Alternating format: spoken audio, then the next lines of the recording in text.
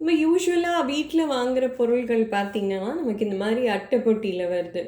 So அந்த அட்டை பொட்டியை வச்சு நீங்கள் கொஞ்சம் பசில் மாதிரி ட்ரை பண்ணி பார்க்கலாம். ஏன்னா கடையில் வாங்குகிற பசில் பார்த்தீங்கன்னா 2 தடவை யூஸ் பண்ணதுக்கப்புறம் குழந்தைங்களுக்கு அது போர் அடிச்சிடுறது.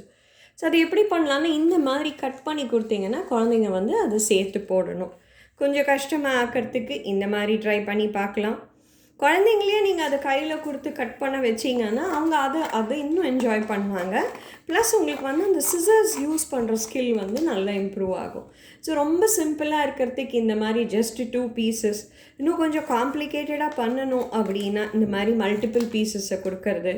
அண்ட் 2 பீசஸ் இருந்தது, 2 பக்கமும் அட்டையில் வந்து உங்களுக்கு ரைட்டிங் இருக்குது அப்படிங்கும் போது அதை ஒன்று வந்து அவங்களுக்கு ரெஃபரன்ஸ்க்கு கொடுத்து இன்னொன்று இந்த மாதிரி பண்ண வைக்கலாம்.